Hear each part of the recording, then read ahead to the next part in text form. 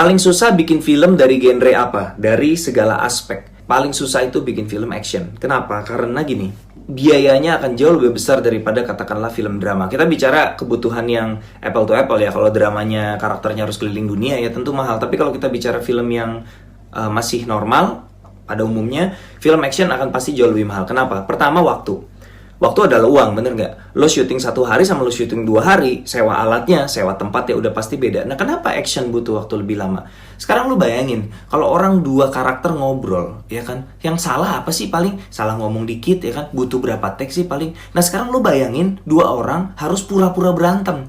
Kalau berantem beneran mungkin gue rasa lebih gampang. Pura-pura berantem loh. Itu akurasi pukulannya, timingnya, kadang-kadang mukulnya udah bener, yang dipukul udah bener, darahnya nggak kena, nggak muncrat. Ada banyak hal teknis yang bisa membuat proses syutingnya itu lama sekali. Itu yang bikin film action itu mahal. Belum lagi kalau kita bicara special effect, ledakan, balapan, orang loncat dari gedung, rigging, sling, ditarik segala macam. Banyak banget variannya. Sehingga membuat proses pembuatannya jadi secara teknis lebih sulit. Itu juga alasannya salah satunya kenapa gue sampai sekarang pengen banget bisa bikin action komedi tapi belum berani. Karena menurut gue untuk membuat sebuah film action, lo pertama butuh dana yang besar. Kedua, lo butuh skill teknis yang mumpuni, yang gue merasa belum untuk saat ini. Jadi kalau pertanyaan adalah paling susah genre apa? Menurut gue sih action.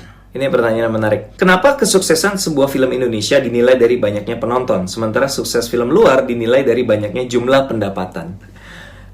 Menurut gue ya, alasannya sesederhana ini. Buat orang Indonesia, ngomongin duit itu tabu. Nggak ada alasan lain. Karena sebenarnya angka yang disetorkan oleh pihak produser ke media atau ke manapun itu untuk dikompil dan disajikan dalam bentuk tabel, itu kan angka real juga gitu. Angka real penonton yang bisa dikonversikan ke dalam bentuk rupiah, tapi tidak dilakukan. Gimana gitu ya. Cuman kalau lo penasaran ya, kalau lo penasaran nih, lo hitung sendiri aja. Gue kasih rumusnya ya. Jadi kan pendapatan produser itu 50% dari harga tiket bioskop.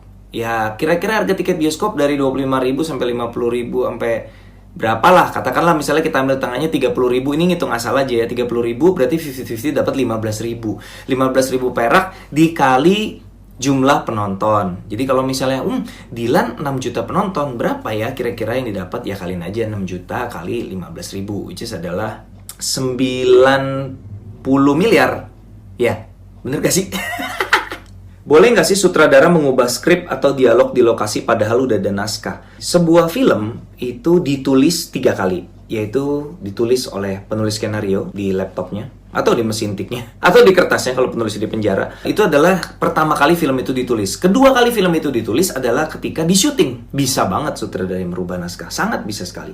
Dan ketiga kali film itu ditulis adalah ketika editing. Penyusunan gambar akan sangat bisa mengubah cerita. Walaupun di syuting dengan skrip A, tapi ketika hasilnya diedit dengan cara yang berbeda, bisa jadi kayaknya ceritanya harusnya nggak gini. Sangat bisa sekali. Jadi sebuah film itu ditulis 3 kali. Nah, jadi kalau ditanya, boleh nggak sutradara? Boleh. Gue pernah ngobrol sama Dinia Wirasti, dia kuliah di New York Film Academy, Los Angeles. Dia bilang salah satu hal pertama yang diajarkan di kelas ini, gue masih ingat banget nih, salah satu hal awal yang diajarkan kepada para penulis adalah, once the script is done, it's not yours anymore.